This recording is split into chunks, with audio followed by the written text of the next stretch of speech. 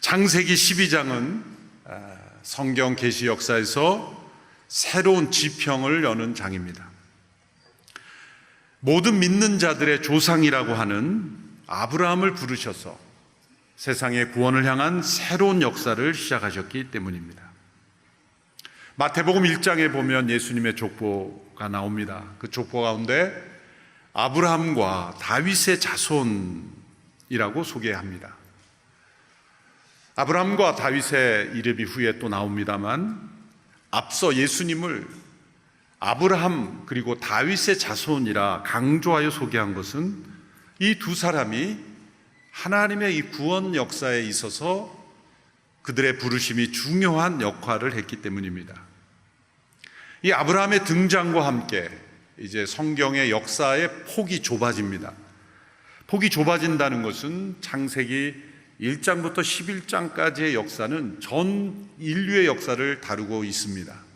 아담, 노아, 그리고 노아의 홍수 심판, 바벨탑의 사건, 이 모든 사건들은 전 인류에서 일어난 사건입니다. 그런데 창세기 12장부터 등장하는 아브라함부터 그의 후손들, 이스라엘 민족 중심의 역사가 이제 사도행전 2장에 이르기까지 펼쳐집니다. 그 밖에 나라와 민족의 역사가 나오지 않는 것은 아니지만 이스라엘 중심으로 모든 역사가 구성이 됩니다. 그래서 어떤 분들은 성경 자체를 이스라엘 역사라고 잘못 오해하는 분도 있고, 또 우리가 믿는 신앙, 기독교를 이스라엘 민족 종교다 이렇게 피상적으로 잘못 판단하는 분도 있습니다. 그런데 사도행전 2장부터 다시 계시록까지 모든 나라와 민족이 하나님을 예배하는 그 계시록에 이르기까지 다시 전 인류의 역사로 다시 바뀝니다. 우리가 성경을 구약과 신약으로 이렇게 두 권으로 이해합니다만, 구속의 역사, 하나님의 이 역사의 물줄기의 관점에서 다시 성경을 구분한다면 세 등분이 되는 것입니다. 창세기 1장부터 11장까지가 전 인류의 역사, 이것을 소위 원 역사라고 말합니다. 그리고 12장부터 사도행전 2장까지는 이스라엘 중심의 역사, 이스라엘 중심으로 세계 역사를 쓴 것이고 주로 이스라엘 중심의 역사로 기록했던 것입니다. 그리고 다시 사도행전 2장부터 요한계시록까지가 전 인류의 역사로 이렇게 구분이 됩니다. 그러면 전 인류의 역사를 양쪽에 두고 가운데 이스라엘 중심의 역사가 샌드위치처럼 그런 구조로 되어 있는 것입니다. 이것은 아브라함이라는 한 인물의 부르심과 그 아브라함의 후손들의 역사는 양쪽에 둘러싸여 있는 전 인류의 역사와 관련이 된 것이고, 하나님께서 세상의 구원을 위해서 새로운 역사를 일으키시는 데 쓰임받는 통로요, 도구이라는 것입니다. 그래서 성경의 많은 역사가 이스라엘 중심으로 되어 있기에 유대주의적인, 유대인만이 특수한 것으로, 나머지 민족들은 부속적인 것으로, 아니면 하나님이 버리신 것으로 그들만이 선택받은 민족처럼 해석하는 것은 성경 전체를 잘못 이해한 것입니다.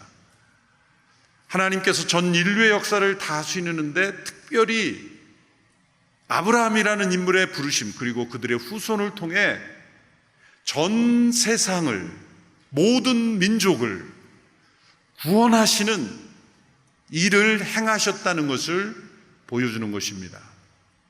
그래서 그들은 통로로 택함받은 민족이요, 도구로서 세움을 받은 나라인 것입니다. 왜 이렇게 하나님이 특별한 인물을 부르시고 또 그들의 후손을 통해 새로운 역사를 만드셔야만 했을까요? 지난주 우리가 살펴본 바벨탑의 사건은 무엇을 의미합니까? 그것은 홍수 심판으로도 인간의 죄가 벗겨지지 않았다는 것입니다. 무서운 심판과 형벌이 인간을 죄로부터 자유케 하지 못했다는 겁니다. 어느 나라의 법이 강해서 작은 죄도 아주 엄하게 벌하면 그 나라의 죄가 사라질 것 같지만 그렇지 않습니다.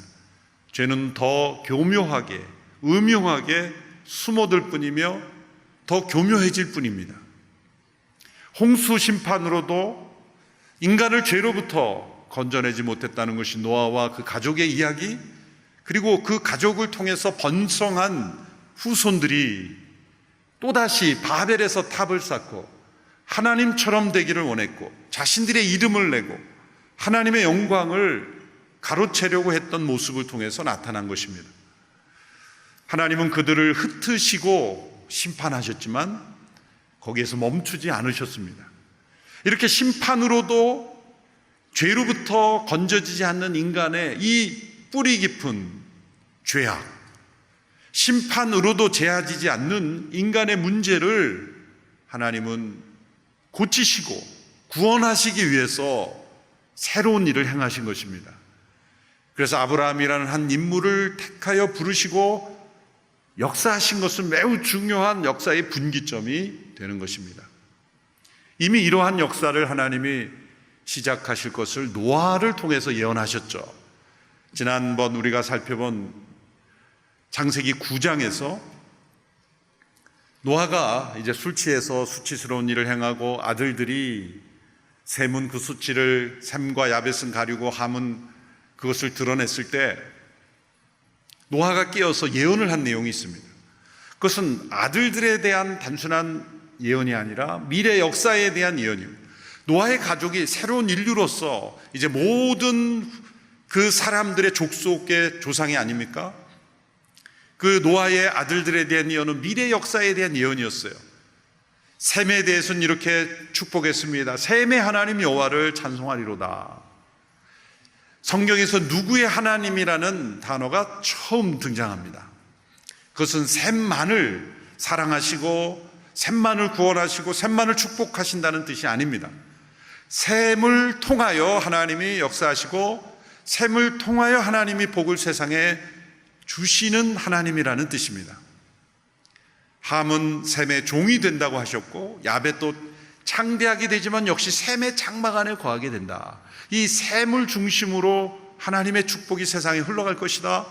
그리고 모든 족속들이 이 셈의 장막 안에 머물 때 하나님의 복 가운데 거하게 될 것이라는 말씀을 노아의 예언을 통해 하셨죠.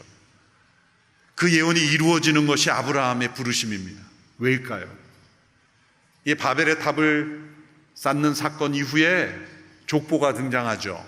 창세기 10장, 11장에서 족보가 등장합니다. 우리는 이런 이름들이 계속 나오면 읽기도 힘든 이 이름들을 내가 읽어야 되느냐, 그렇게 굉장히 힘들어합니다만 족보는 중요한 분기점에 중요한 인물을 소개하기 위해서 지금 소개된 것입니다. 창세기 11장 10절에 보면 셈의 족보는 이러합니다. 셈의 족보를 나열합니다. 그리고 오늘 본문이 시작되는 11장 27절에 보면 데라의 족보는 이러합니다. 후손은 이러합니다. 그럽니다. 그러고 나서 아브라함이 등장하는 겁니다. 그러니까 아브라함은 누굽니까? 노아의 후손 중 셈의 후손이고 셈의 후손 중 데라의 후손이고 데라의 후손 중 아브라함인 것입니다. 결국 셈의 하나님 여호와를 찬송하였고 셈의 장막이 넓어진다고 하시는 그 셈의 장막 안에 모든 족속들이 다 들어와 하나님의 복을 누리는 그 예언이 이루어지고 있는 것입니다. 그래서 셈의 후손 중에 아브라함을 하나님이 부르신 것입니다. 왜 아브라함인가? 왜 그 수많은 사람들 중에 아브라함인가? 아브라함이 다른 누구보다 믿음이 더 훌륭했던가? 다른 누구보다 인격적으로 더 성숙해서 그런 것인가? 성경은 그러한 인간적인 조건 때문이 아니라는 것을 말씀합니다. 도리어 하나님의 이 축복의 통로가 될 수 있는 인간적인 조건을 가진 것과 정반대, 그런 조건이 가장 가지고 있지 않은 그런 사람이라는 것을 오늘 본문에서 설명하고 있는 것입니다.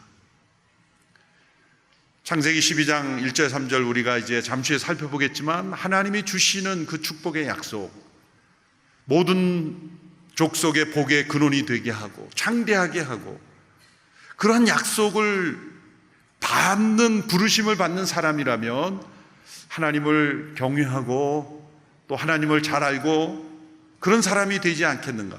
또 많은 자손을 낳을 수 있는 그런 가정이 되지 않겠는가? 그런 조건들이 아브라함에게는 전혀 없습니다.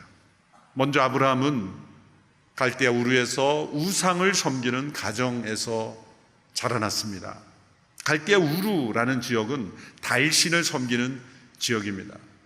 오늘 이 시대에도 국가 이름 중에 탄으로 끝나는 나라들이 있죠. 대표적으로 아프가니스탄, 우즈베키스탄, 키르기스탄, 파키스탄. 탄으로 끝나는 나라는 대개 달신을 섬기는 조상들입니다. 그래서 국기를 보면 압니다. 국기를 보면 초승달이 있는 나라들은 다 거의 탄으로 끝나고 거의 달신을 섬기는, 그들의 우상으로 섬겼기 때문에 국기에 달을 넣은 것이고, 특별히 초승달입니다. 보름달도 아니에요. 초승달. 그들의 그 어떤 신앙의 대상이었기 때문이죠. 우르가 바로 그런 지역이었고, 아브라함의 조상도 달신을 섬기는 그런 가정이었습니다.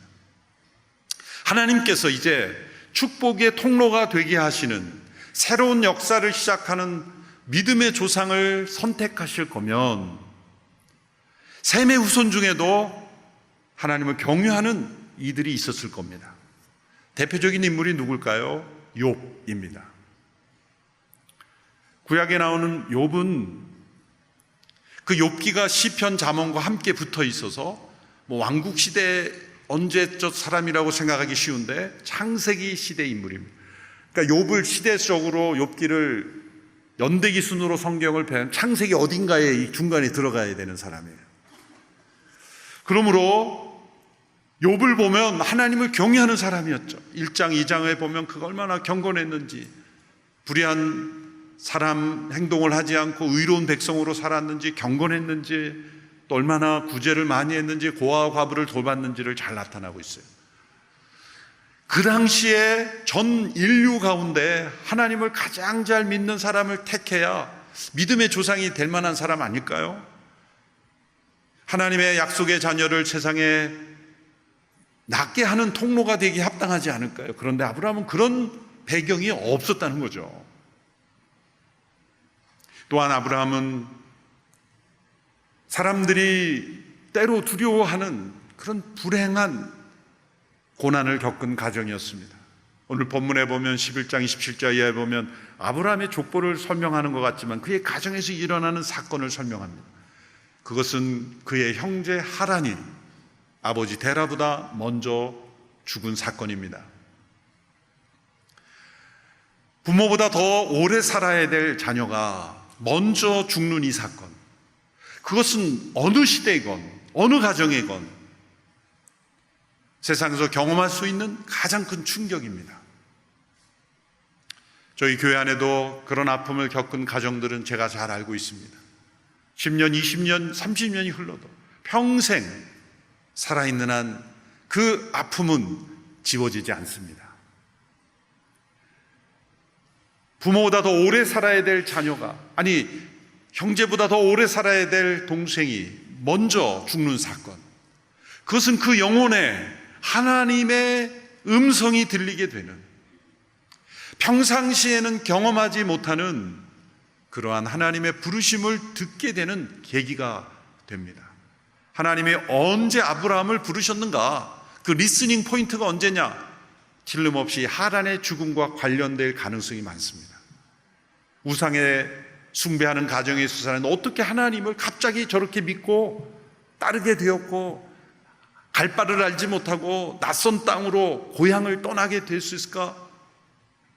바로 이 충격적인 사건이 하나님의 부르심을 듣게 되는 사건입니다. C.S. 루이스가 그런 말을 했죠. 사람이 평안한 가운데 하나님은 속삭이신다. 그러나 하나님 고난 가운데에서는 외치신다, 샤우팅하신다 그랬어요. 그처럼 우리가 귀를 막아도 들리게 되는 하나님의 음성이 우리가 원치 않고 바라지 않는 고난 속에서 들려오게 되는 것입니다. 여러분이 예수님을 믿게 된 과정을 한번 돌이켜 보십시오. 좋은 일이 생겼을 때, 내가 원하는 일이 이루어졌을 때, 원하는 학교에 합격하고 원하는 직장에 합격했을 때 여러분이 하나님을 전혀 믿지 않다가 내가 원하는 어떤 성취를 했을 때 하나님이 살아계심으로 난 하나님 믿어야 되겠다 그러고 왔습니까? 그런 분도 있을 거예요. 없는 것은 아닙니다. 그러나 대개는 내가 원하는 일이 이루어지지 않고 내가 기대하지 않았던 고난이 찾아오고 내 인생이 내 마음대로 풀리지 않을 때, 내 인생의 한계를 느낄 때, 그리고 절벽 떨어지는 듯한 그러한 위기 상황에 처해 있을 때 우리가 하나님의 음성을 듣게 되고 예전엔 예배하지 않았던 하나님을 예배하는 인생으로 바뀌게 된 분들이 더 많을 겁니다. 아브라함이 그랬습니다. 더욱이 아브라함의 가정은 아이를 낳지 못하는 가정이었습니다. 오늘날에 자녀가 없다는 것은 어떠한 차별이나 사회적 어떤 인식을 받을 수 있는 그런 문제가 아닙니다. 그러나 그 당시에 아브라함 당시의 고대 근동에는 자녀를 낳지 못하는 것이 큰 수치요, 무엇인가 신의 저주를 받은 것이라는 사람들의 잘못된 통념이 있었던 그런 시대였습니다. 그러므로 아브라함의 가정에 사라가 아이를 낳지 못했다는 것은 엄청난 스트레스요, 인생의 큰 좌절과 우울을 가져다 주는 문제였습니다. 아브라함의 가정에 대한 배경을 이 족보 한가운데 기록하고 있는 것이죠. 우상을 섬기던 가정, 그리고 형제가 먼저 죽는 죽음의 경험을 한 가정, 아이를 낳지 못하는 가정, 이 모든 배경이 하나님께서 이제 후손을 큰 민족을 이루시고 모든 민족에게 복의 근원이 되게 하시는 그러한 믿음의 조상으로 부르신다는 부르심과는 거리가 너무 먼 것 같지 않습니까? 그 자리에 욥을 놓으면 너무 정확하게 맞는 것 같은데 하나님은 욥에게는 엄청난 고난을 주셨고 아브라함은 이 약속으로 부르셨어요. 왜 아브라함인가? 그것은 어떠한 인간적인 조건과 능력과 자질의 근거에서 하나님이 부르시는 게 아니라는 것이죠. 이것은 우리가 예수 그리스도의 구원과 하나님 나라의 복을 하나님으로부터 얻게 되는 것은 오직 은혜로 나에게 어떤 다른 사람보다 뛰어난 자질, 능력, 어떤 매력, 사랑을 받을 만한 어떤 요소가 있기 때문에 우리를 사랑하시고 구원하시는 것이 아니라 오직 하나님의 전적인 은혜와 사랑으로 구원하신다는 것을 말씀해 주기 위해서입니다. 아브라함이 그렇게 하나님의 부르심을 받았습니다. 아브라함을 부르신 그 부르심을 통해 우리에게 주시는 음성은 무엇입니까? 하나님의 부르심은 우리의 능력과 관계없다는 겁니다. 내가 할 수 있느냐 없느냐의 문제가 아닙니다. 또 내가 하고 싶으냐 하기 싫으냐의 문제도 아닙니다. 나의 선택, 나의 기회의 문제도 아닙니다. 또 환경이 얼마나 어려운가 좋은가의 문제도 아닙니다. 하나님의 부르심이라면 어떤 고난과 어려움도 다 극복합니다. 그러나 하나님의 부르심이 아니라면 아무리 좋은 환경 속에서도 그 일은 포기됩니다. 너무 힘들어서 포기하고 싶어서 포기된다면 하나님의 부르심이 아닙니다. 하나님의 부르심은 포기하고 싶어도 포기되지 않습니다. 하고 싶지 않아도 하게 됩니다. 하나님의 부르심입니다. 어떤 분들이 제가 목회자나 선교사가 되는 게 하나님의 뜻입니까? 그걸 상담해 오는 경우가 있어요.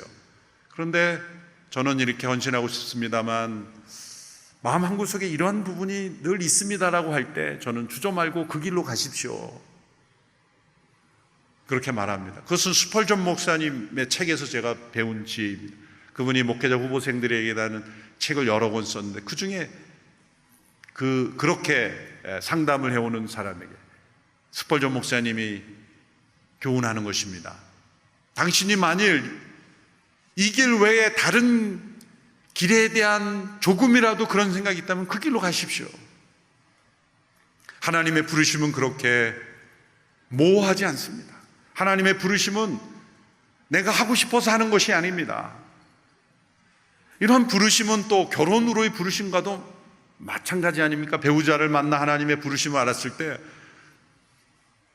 배우자 될 사람이 이렇게 말해요. 내가 당신을 사랑하긴 합니다만 자꾸 다른 사람이 어른거리기는 하는데 그래도 많은 부분이 당신에게 신경이 쓰니까 결혼하겠어. 그러면 그래도 많은 생각을 나를 하니까 그렇습니까? 전적인 사랑이 아니면, 배타적인 사랑이 아니라면 받아들이겠습니까? 프로포즈를?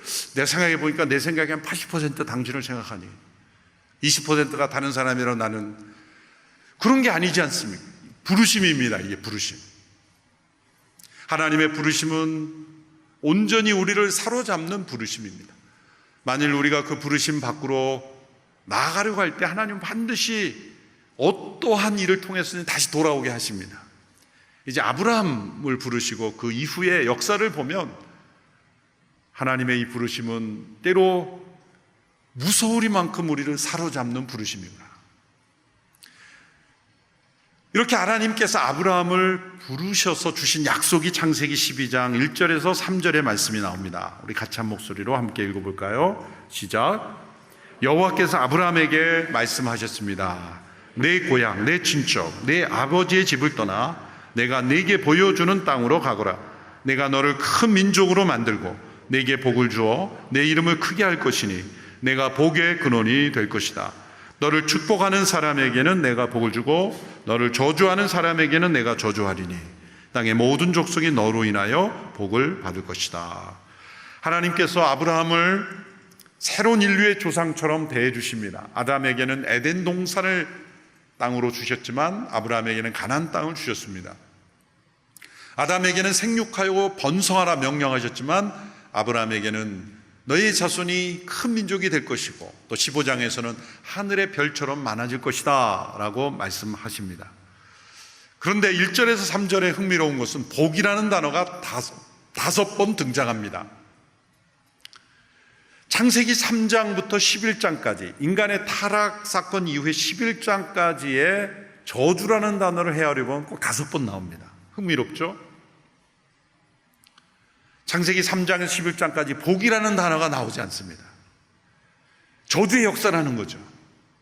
그런데 이 짧은 3구절에 5번 복이 반복됩니다. 내가 너를 복을 주어 복의 근원이 되게 하겠다. 내게 복을 주어 땅의 모든 족속이 너를 복을 받을 것. 5번 이 복이라는 단어가 등장하는 것은 창세기 3장부터 11장까지 흘러온 인간의 죄로 말미암는 저주의 역사를 하나님께서 복으로 5번의 복으로 씻어주시는 듯한 그런 느낌이 들지 않습니까? 아브라함을 왜 부르셨습니까? 죄로 말미암아 저주의 역사가 된 이 세상을 하나님께서 아브라함과 그 후손으로 오신 예수 그리스도 통해서 복으로 이 세상을 바꾸시겠다는 거죠. 이 땅에서의 복이 아니라 하늘의 복, 일시적인 복이 아니라 영원한 복, 이기적인 복이 아니라 하나님의 사랑을 나누는 복으로 이 저주의 세상을 바꾸시겠다는 겁니다. 마치 예수님께서 실패한 베드로를 부활하신 후에 만나셨을 때 내가 나를 사랑하느냐 3번 질문하셨죠. 왜 3번 질문하셨을까? 베드로에게 스트레스를 주기 위해서? 베드로가 예수님을 3번 부인했기 때문입니다. 3번 예수님을 부인한 이들 3번 사랑의 고백을 통해 씻어주지 않습니까?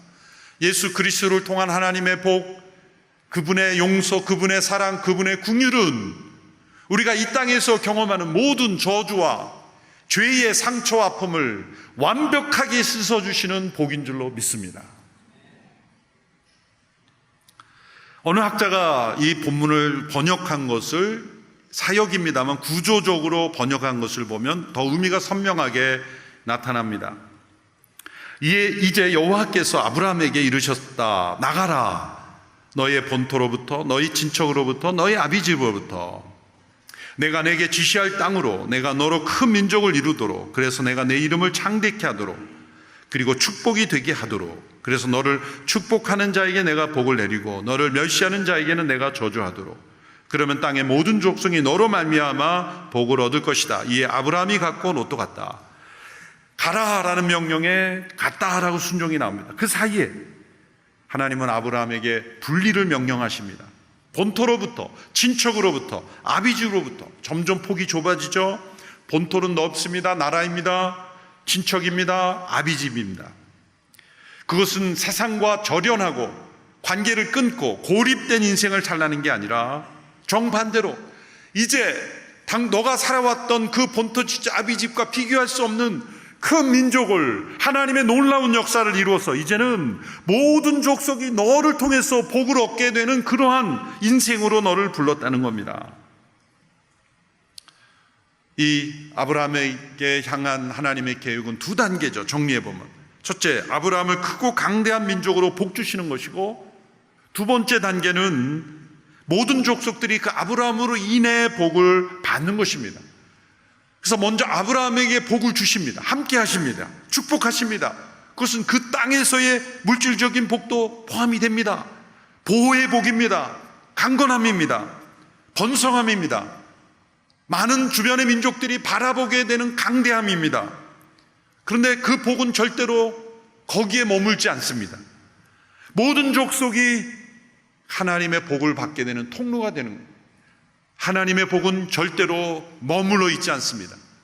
내가 받은 복이 하나님의 복인가 아닌가는 이 복을 통해서 누군가가 복을 함께 누리느냐 아니냐에 달려 있습니다. 만약에 나로 끝나는 복이는 복이라고 생각되지만 독이 됩니다. 이스라엘 역사 속에 그렇게 하나님의 많은 축복을 주셨지만 그들이 바벨론 포로로 가고 나라를 잃어버리고 수많은 고난을 겪은 이유는 뭡니까? 그들이 받은 이 복을 자신들의 복이라고, 자신들이 만든 거라고, 자신들의 능력으로 이룬 것이라고, 자신들의 성취라고 생각하는 교만과 착각에 빠졌을 때 그것이 독이 되는 거예요. 오늘 이 시대도 마찬가지입니다. 내가 받은 이 복이 진정한 복이 되는 거면 이 복은 누군가에게도 복이 되는 것이죠. 나만 누리는 복은 없습니다. 나만 잘 되는 복은 절대로 복이 아닙니다. 여러분이 사업을 할 때도 나는 잘 되고 누군가는 망하는, 절대로 그런 사업은 성공할 수가 없어요. 사업을 통해 성공하는 분들을 보면 반드시 그 사업을 통해 누군가 이익을 얻고 누군가 축복을 받고 누군가 혜택을 받는 거예요. 하나님의 법칙입니다. 나만 잘 되겠다고 하는 복은 결국 독입니다. 하나님이 아브라함을 부르셔서 복되게 하시고 복의 수여자가 되게 하시고 이제 모든 민족과 열방에게 복의 근원이 되게 하신다.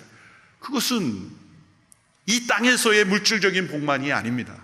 장차 아브라함의 후손을 통해 오실 예수 그리스도, 셋의 후손, 데라의 후손, 그리고 아브라함의 후손, 다윗의 후손, 그리고 예수 그리스도를 통해 하나님께서 부어주시는 하늘의 신령한 복을 주시는 약속입니다.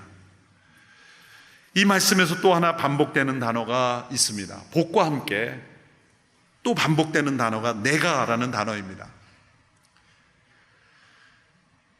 히브리어 언어를 영어나 혹은 한글어나 다른 언어로 번역할 때 대개 이 내가라는 단어를 자주 쓰면 좋은 문장이 아니죠. 우리가 보통 문장을 쓸 때 1인칭 나는 이렇게 자주 반복하면 좋은 문장이 아니라 그러지 않습니까? 그래서 번역하는 분들이 내가가 반복된 거를 한두 번 쓰고 그냥 다 한꺼번에 묶어버려요. 히브리어를 보면 내가라는 단어를 반복해서 썼어요. 내가 너를 큰 민족을 만들고 내가 너를 복주며 내가 내 이름을 창대케 하리니, 내가 너를 축복하는 자에게 복주고 내가 너를 저주하는 자에게 저주하리. 왜 이 내가를 강조했습니까? 하나님의 전적인 능력으로 행하신다는 거예요.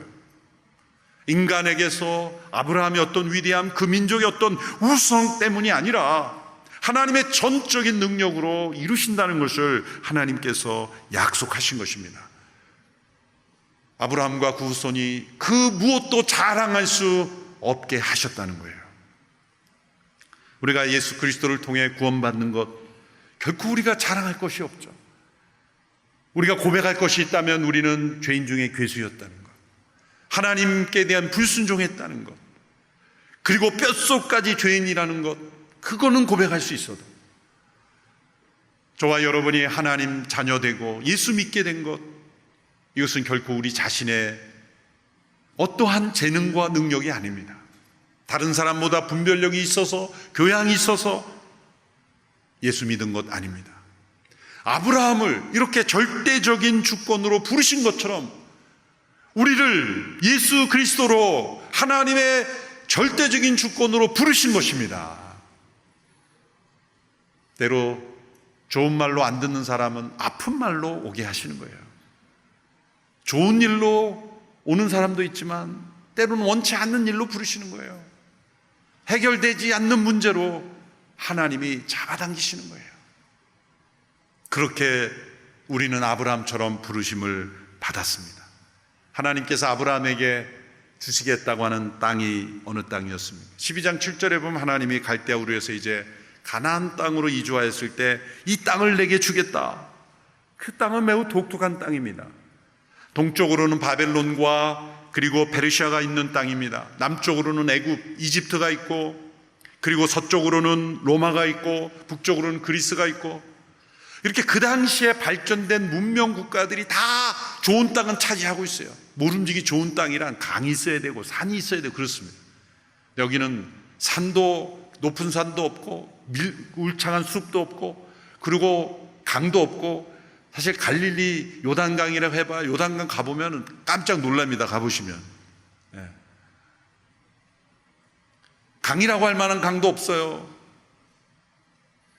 그냥 광야가 더 많습니다. 좋은 땅이 아니라는 거죠. 좋은 땅은 다 당시에 주변의 문명 발달 국가들이 다 차지하고 있었어요. 그러니까 그 팔레스타인의 그 작은 땅으로 하나님이 부르셔서 새로운 역사를 이루신 것은 전 인류 가운데 하나님이 살아계심을 증거하고 세상을 구원하시기 위해 하나님이 새로운 역사를 일으키셨다는 것을 모든 사람들이 보게 하기 위하여 하나님이 부르신 것입니다. 그 땅으로. 아브라함이 그 땅에 왔을 때 어떤 면에서는 충격이었을 거예요. 그가 살던 갈대아 우르하고는 비교가 안 되는 척박한 땅이었기 때문이에요. 우르는 잘 문명이 발달된 나라였지만 팔레스타인의 그 시대 그 땅은, 지금 가봐도 그 땅은 참 힘든 땅이에요. 그러나 그 땅에 들어왔을 때 예배를 드리며 하나님의 부르심을 따라 첫걸음을 내디뎠습니다. 부르심을 따르는 이들에게 예배가 중요한 것은 끊임없이 예배자로 나갈 때 부르신 그곳에서 나는 예배하라는 찬송처럼 예배자로 나갈 때 하나님의 부르심이 더 분명하게 드러나기 때문에 한 걸음 순종하면 그 부르심이 더 분명해집니다. 또 한 걸음 순종하면 또 더 분명해집니다. 이렇게 아브라함은 하나님과의 친밀한 교제와 예배 속에서 그 부르심을 더 깊이 깨닫게 됩니다. 이제 아브라함의 믿음의 여행을 우리가 함께 할 것입니다. 아브라함을 부르신 하나님께서 아브라함의 후손인 그리스도 안에서 우리를 부르셨습니다. 우리를 향한 하나님의 부르심을 깨닫고 매일마다 순종하며 나가는 우리 모두가 되기를 바랍니다. 기도하겠습니다. 하나님 아버지, 새로운 역사를 향하여, 세상의 구원을 향하여 아브라함을 부르셨음을 보았습니다. 또한 아브라함의 후손 예수 그리스도 안에서 우리를 부르시고 하나님의 부르심 가운데 우리를 인도하시는 줄로 믿습니다.